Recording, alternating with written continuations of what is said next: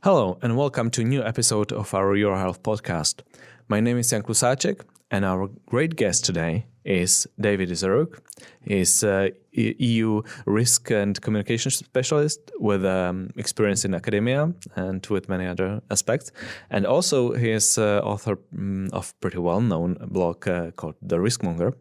And we'll be talking about risk approach to and risk management in healthcare today. Welcome. Yeah, thank you very much. Happy to be here.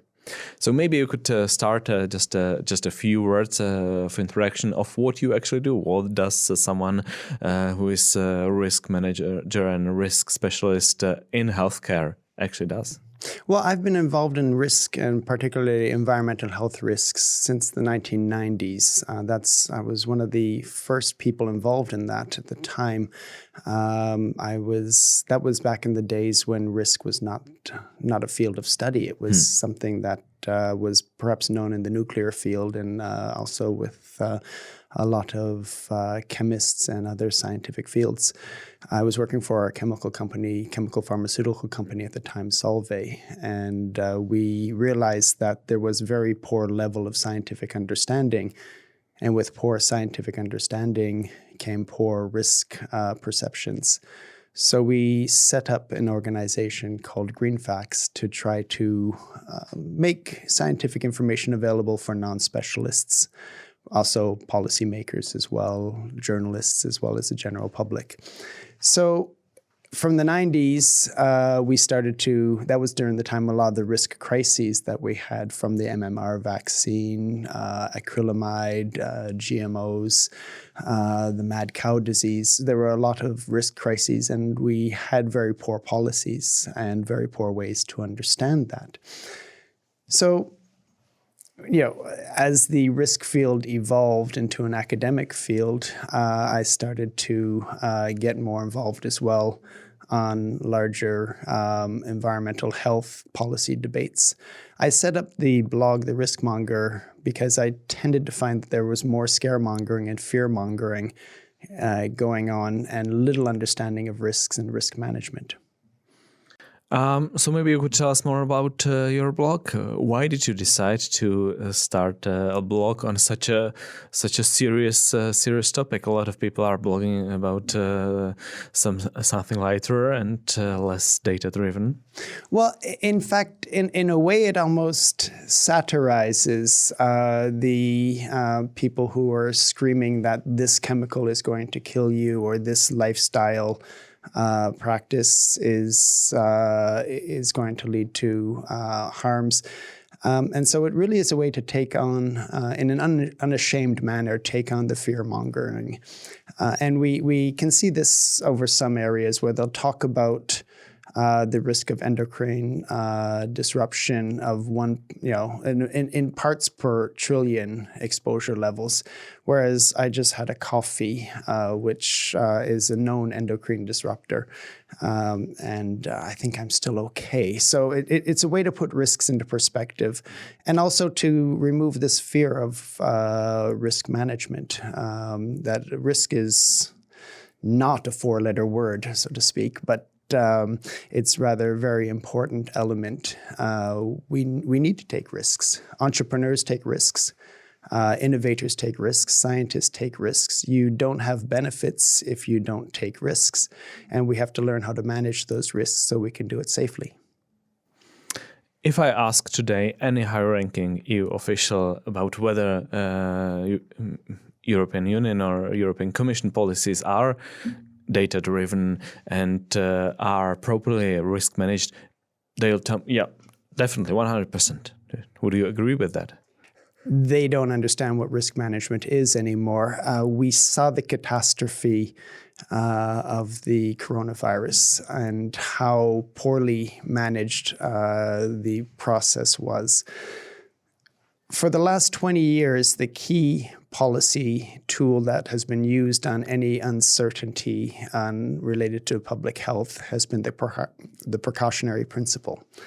So the precautionary principle is a hazard-based approach. If you see a hazard, regardless of the exposure, remove it. If you cannot prove that it is safe, and what is safe, by the way. There is no safe. There are things that are safer than other things, but if you cannot prove that it is safe with 100% certainty, ask any scientist what is certain, then we have to remove it from the market.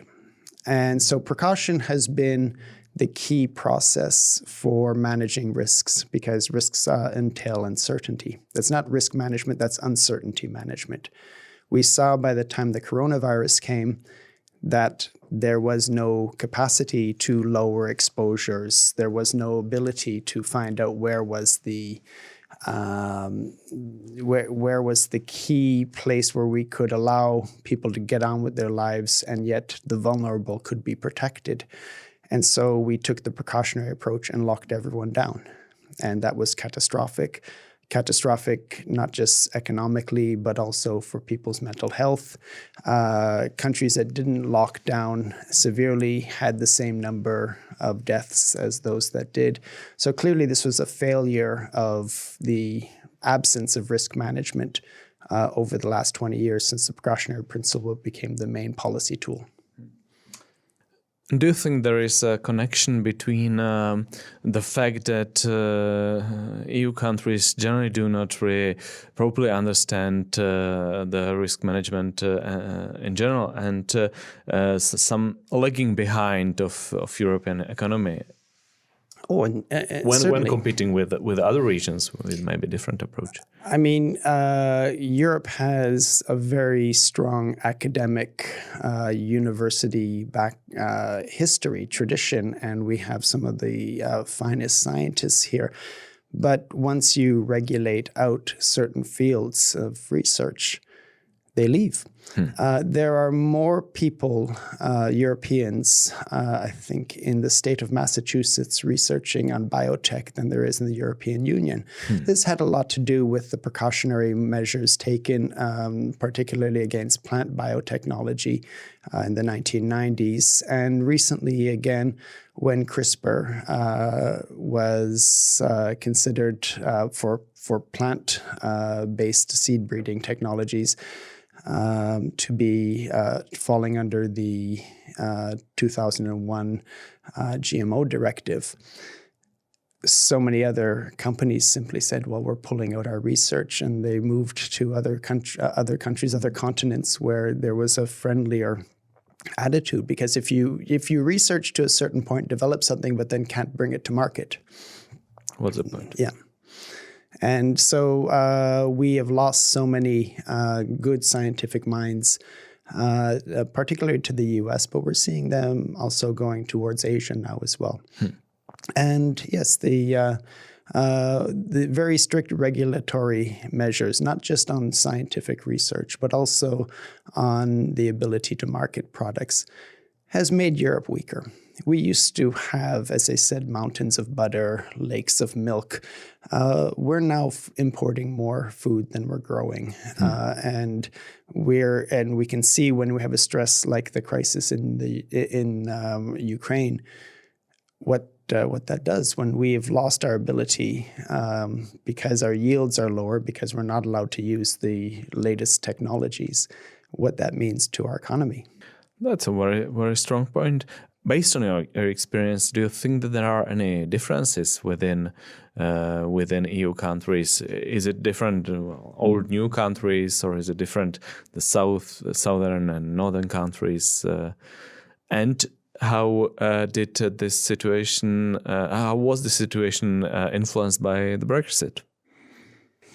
Oh, those are two questions. Yes.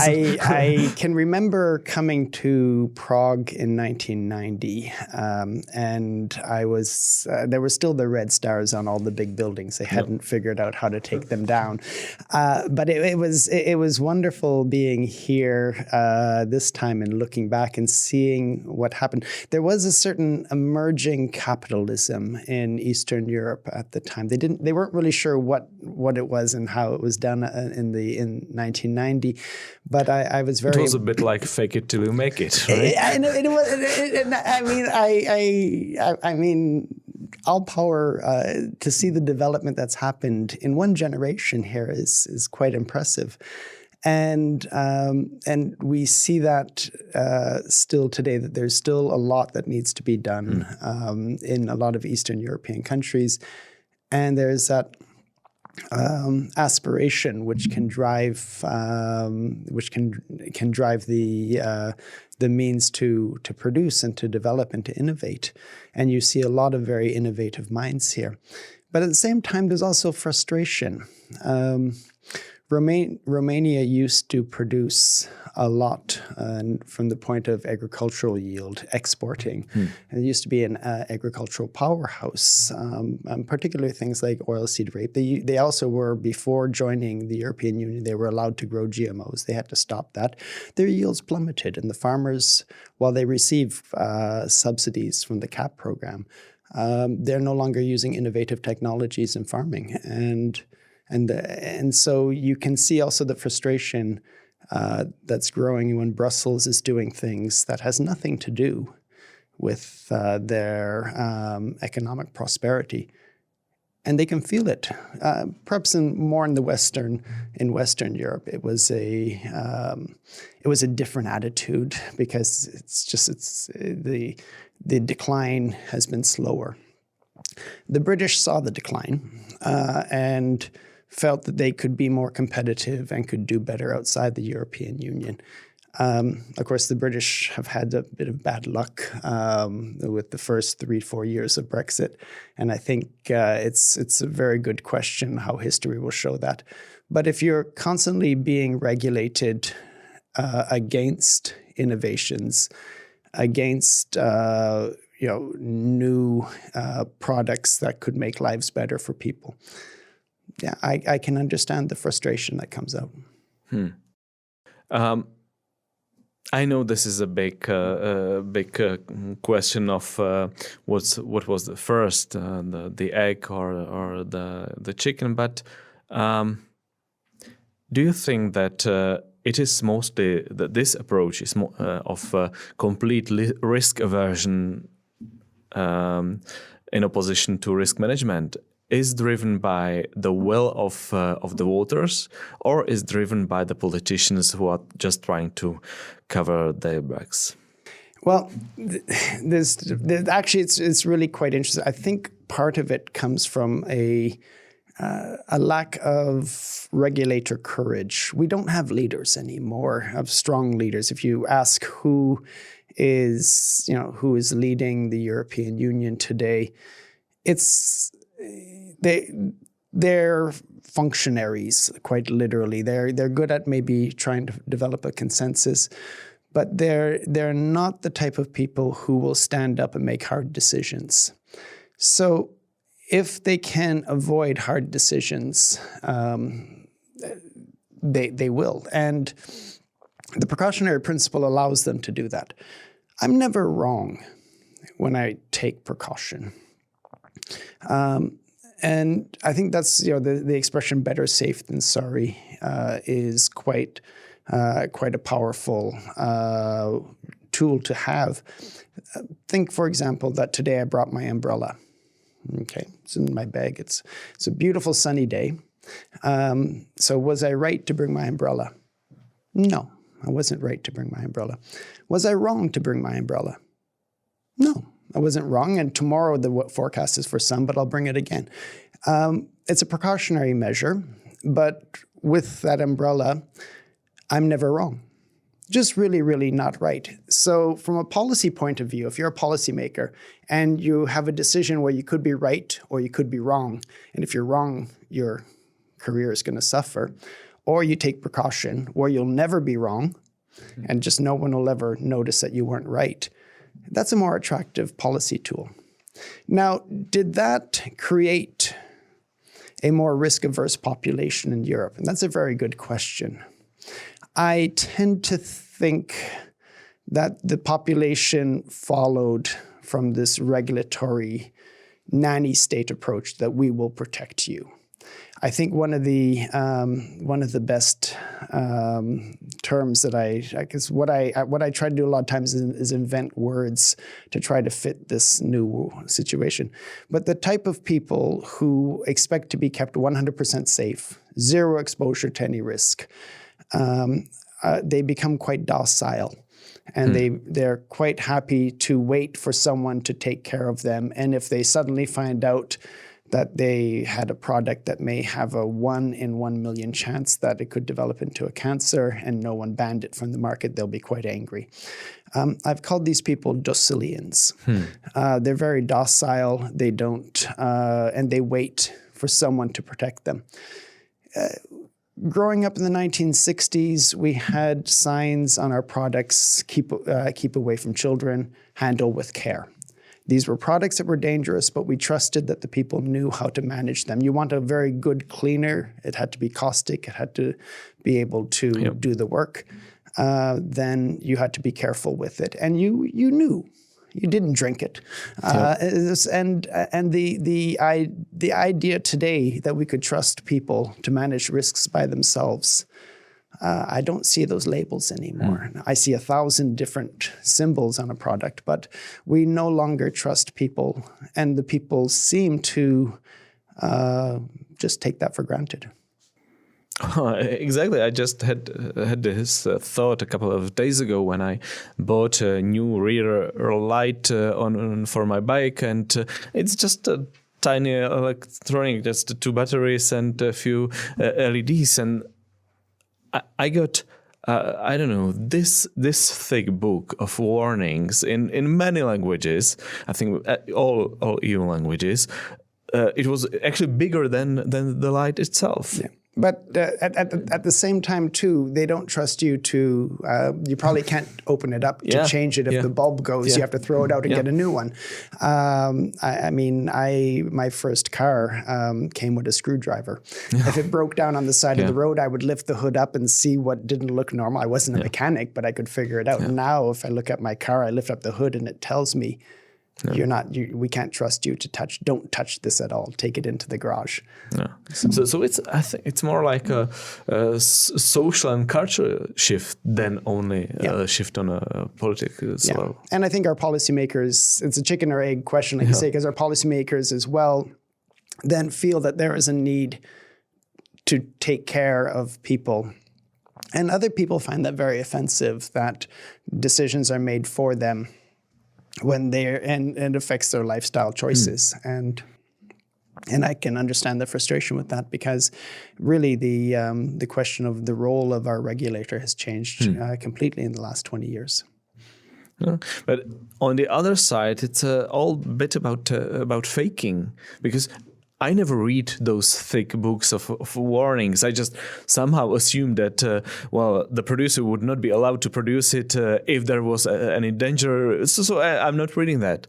If I knew that there might be some danger, so I maybe read that because it would contain some relevant information, not that the 3 volt of 3 volts of 2 batteries can cause any harm. Well, it could cause any harm if I put it in my stomach, but that's not gonna happen anyway. So it on one side it's about all those risk aversion measures, and on the other side it's about ignorance. Am I right? Yeah, and unfortunately we've become our society has become very technologically dependent, and at the same time we've become scientifically illiterate. And I think leaving it for the experts, like as my car example is a good example, leaving it to the experts has meant that we don't understand a lot. And the difficulty is when we are in a situation of uncertainty, and COVID showed that there were people who were terrified of vaccines, but then they would take a horse painkiller and that they would ingest the ivermectin, and so you began to realize the dangers of having a scientifically illiterate population when there isn't that sense of everything being clear for what they need to do. Well, you actually right now you stole my next question about the consequences of this wider approach in healthcare, when people are supposed to make individual decisions on their health, yet that they are not used to work with data. They are not used to do some critical thinking. They are not used to do some personal risk management. Mm-hmm. then it's like, it's hard for them and potentially killing, right? Well, there's one extra sort of cruel joke that's been added to the system, and that is that they also have unlimited access to unfiltered information. Some information which may be good, others which could be quite deceptive. On top of this failure to be able to manage risks and this decline in scientific literacy and increase in technological dependence comes the internet, and particularly social media, where I am only hearing things that I want to hear from people that, according to algorithms, agree with me. And don't even get me started on AI, because that's going to filter it even more. But what we see from this then is that there's a lot of misinformation. And by the way, it's the difference between misinformation and disinformation. Usually those two words are put together. But misinformation is when I directly give someone information with a sense to deceive them or to get them to react in a certain way. That's disinformation. I'm causing disinformation. If I'm misinformed, I'm ignorant. I've read something and maybe it wasn't a good source. Now, we have no way to filter between what is good information and what is misinforming me. And we also have no way to really control those who are disinforming others. And we see that on health issues quite a bit. We have when you have a health problem, it's inside of you, and it's personal. You don't get more personal than a pill that goes in someone's body. I remember that was the first thing the head of communications for pharmaceuticals told me. We are going inside people's bodies. We have to earn their trust. And when people have to make a decision about something that concerns them and their bodies, it is a personal trust relationship that's essential. And on the internet, the algorithms send us to people who think like us because we trust people like us. We don't trust authorities. We don't trust our doctor. You say, consult your doctor. No, most people now go to the doctor saying, okay, I have this, I've read this, I want you to give me this, this, and this. After consultation with the Dr. Google, right? I have a PhD from Google University. I know everything. I can just see my doctor going, oh, another one of these.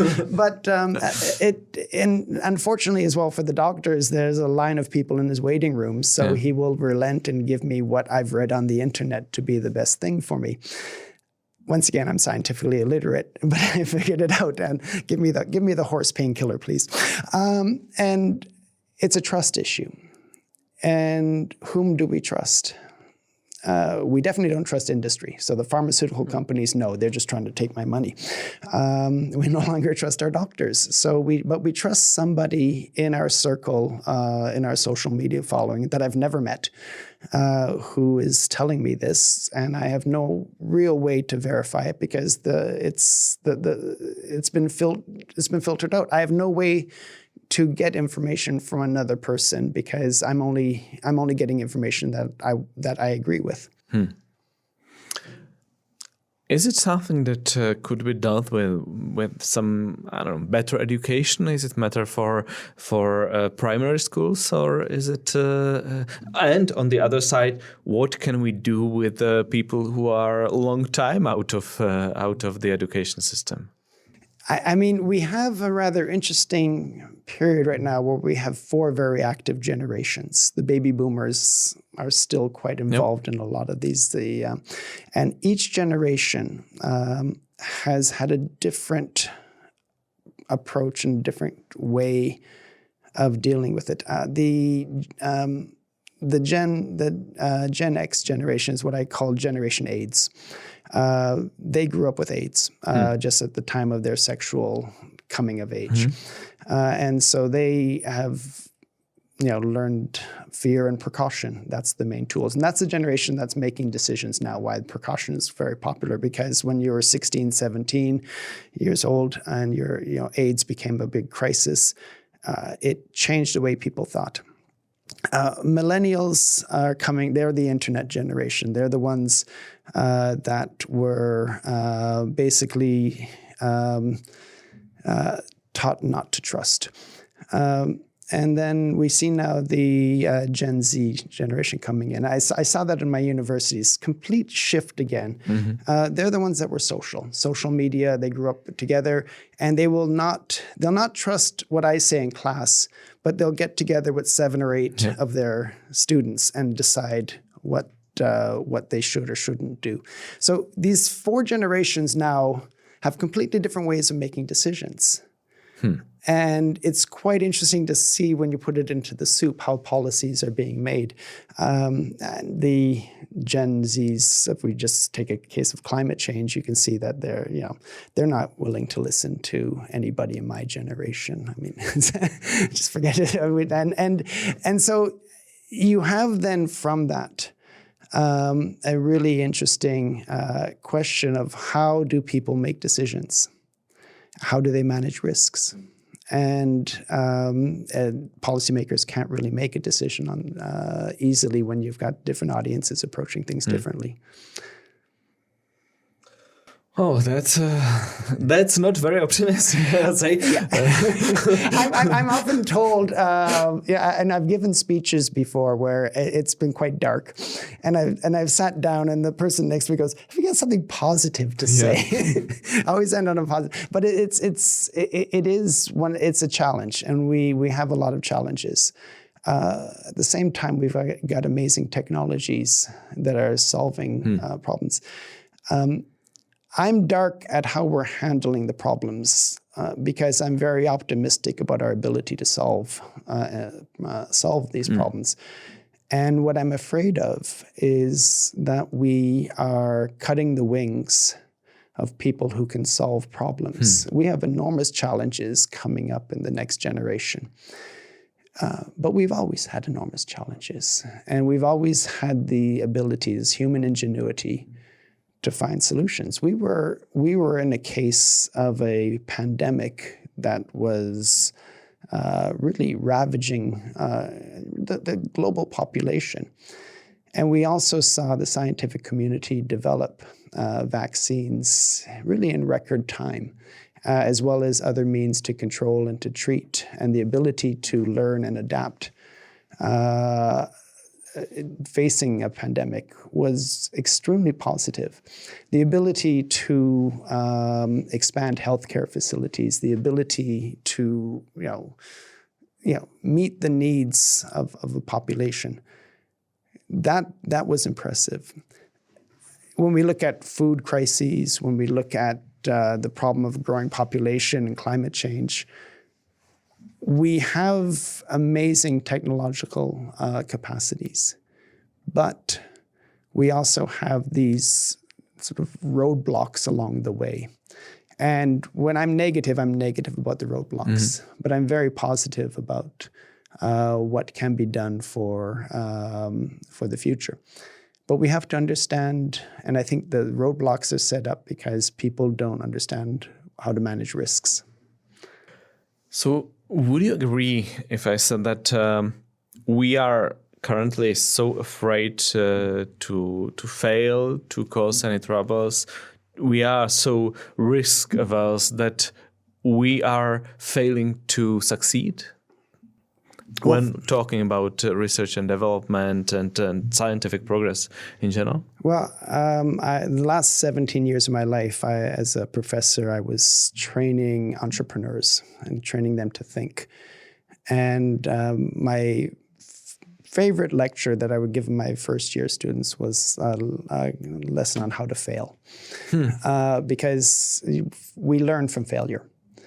And one of the key elements that we have to understand today is that a lot of the great discoveries that we've had in medicines, in polymer technologies, in industry, came about because of something that went wrong in the lab.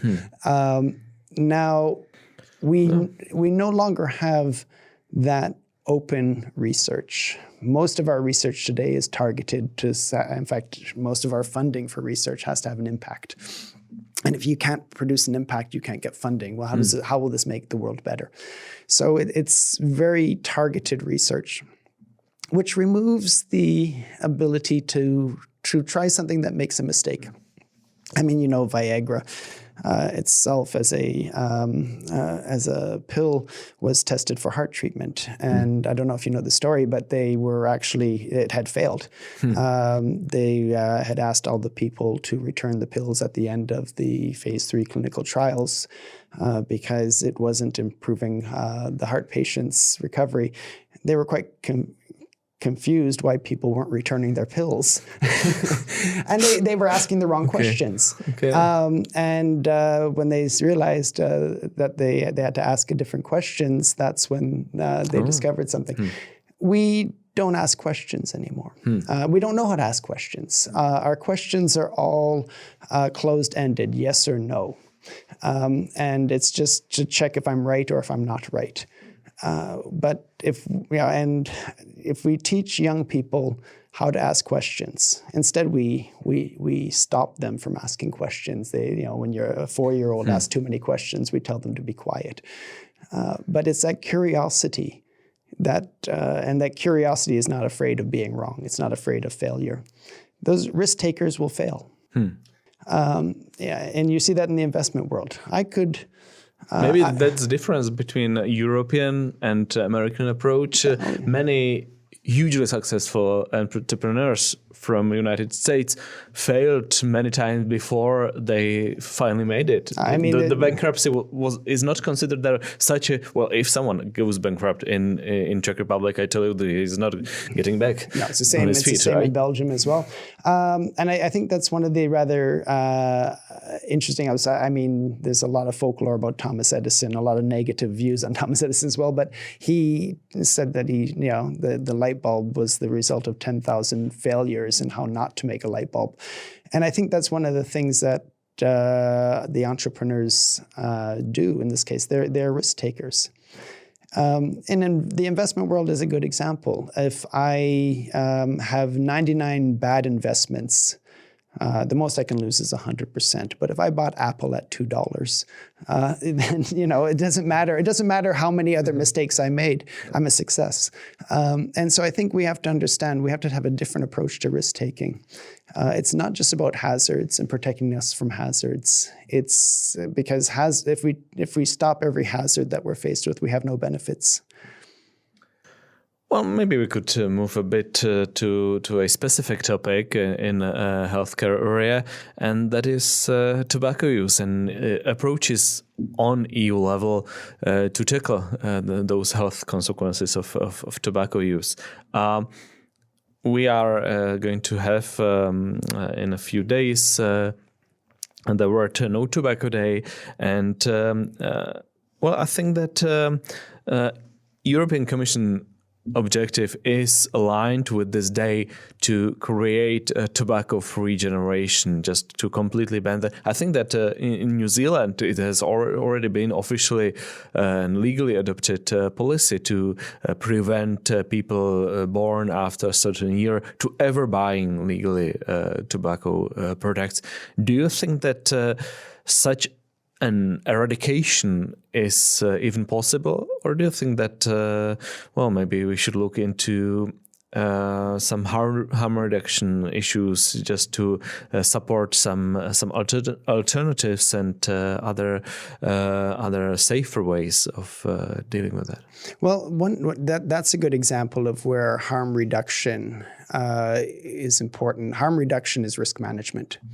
When you perceive that there is a hazard out there, you detect a hazard, precaution comes in and says, must stop it. But if you're doing risk management, you perceive a hazard, first thing you think is, how can I reduce exposure? With smoking, for example, we discovered that there was a hazard to non-smokers in the same enclosed spaces. So how do we reduce the risks?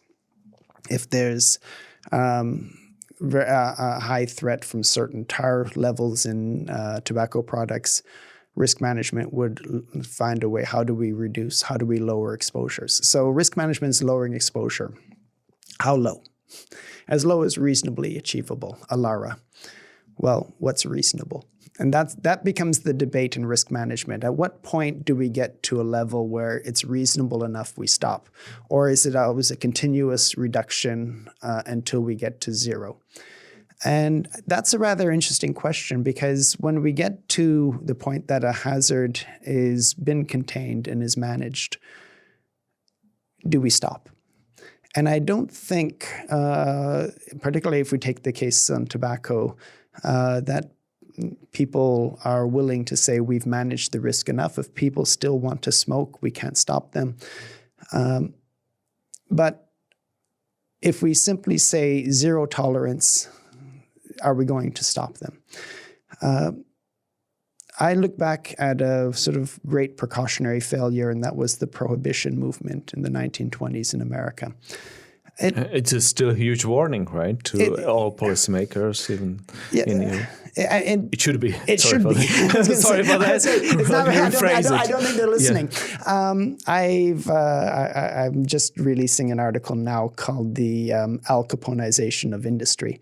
Al Capone was a terrible person, but who made Al Capone? Was it his mother, or was it the bad regulations that created a situation where it was not reasonable? It was not reasonable to completely ban alcohol. And so in doing so, you created not just a black market, but quite honestly, an entire industry that was thriving that could not be controlled. So I think that's the first thing, is this: when you have the idealists coming in that are intolerant to any sort of steps in a process to reduce harm. No, I forget about snus, forget about vaping. We have to stop everything. Whereas the pragmatists, those who practice realpolitik is a word I'm trying to get back into the vernacular now, because we don't talk about realpolitik. In the 1970s and 80s, it was finding a decision that was practical, not going to please anybody or everyone, but it was the best decision that could be made. And we have to get back to that. We have to look at it not from the point of idealism. Tobacco has harms. Nicotine is the addictive element. Can people manage and perhaps reduce harm of tobacco by vaping? I think almost every study I've seen says yes. Same with snus. Snus is another example as well, where you can reduce tobacco harm, while at the same time you can then manage the nicotine addiction. Yep. So the WHO is not tolerating that. The WHO has an attitude of zero risk. In fact, I tend to find that their attitude is more against industry. And they even said in one of their tobacco framework documents, I think about 15 years ago, that vaping might be interesting, but we're not going to support it because it will roll back the success we've had in denormalizing industry. Now, that was a good example of denormalizing the tobacco industry. Today, we're denormalizing all industries: petroleum industry, plastics industry, pesticides, seed breeding, pharmaceuticals. So at what point do we stop? And I refer to that as a tobacconization of industry. Actually, that's a huge topic in Czech Republic right now, when we have a large arms production industry, and they say, well, there is an obvious need of ammunition produced in Czech Republic for Ukraine, yet we cannot get any support from any bank, because for them our industry is completely denormalized and they will not give us money for expansion of our production. So this is the same case, right? But which industries then do we stop at? And there's a slippery slope here, and I'm afraid that the views in the WHO is rather interesting, because I don't think they've got a lot of people working there who've actually worked in industry. A lot of people from NGOs go in and they have a sort of a career progression in. And they've been fighting against industry since Greenpeace took on the chemical industry in the 1970s and 80s. So we have to understand it from that perspective. What is the advantage of having a zero risk policy where we're going to risk then an Al Caponeization and as opposed to a continual process of risk reduction measures, reducing exposure, improving the means that will generate less hazard, or harm reduction and hazard reduction, I think, are the same words for me. And that's where you can begin to see some interesting improvements in quality of life. But we don't have that if we're going to be having a zero risk or risk-averse policy for everything, categorical. And that's dangerous. Well, my favorite question that I'm trying to ask all my, or pretty much all my guests is, if you were to become a EU dictator for one day and you had the chance to implement one measure that will significantly improve the situation in your field of expertise, what would that be? We need a white paper on risk management. There is no clear policy of what to do when there is a risk event happening. We don't have a clear idea of when do we use precaution, when do we, at what level. Right now, it's precaution is what's applied first. We don't see the different processes between risk assessment, risk analysis, risk communication, and then risk management. And then if risk management fails, then precaution. We go straight to precaution. So what we need quite seriously is a means to have a clear process, not to jump because there is somebody somewhere outside of some policymaker's window in a bee costume shouting, you must stop neonics, and that's it. There has to be a clear process that goes through. We have agencies set up to do risk assessments, but we don't listen to them because we don't have risk managers in Brussels. Okay, well, that's not a very positive end, but it was great having you here. The white paper will help. Yeah, sure. So I hope that. Well, I'm not sure about your dictatorship, but definitely I believe that this measure might find someone who will push it through the long halls of EC buildings. So I'll hope so. Okay. Fingers crossed. Oh, thank you so much. You're welcome. It was great having you here. Yeah. Thank you.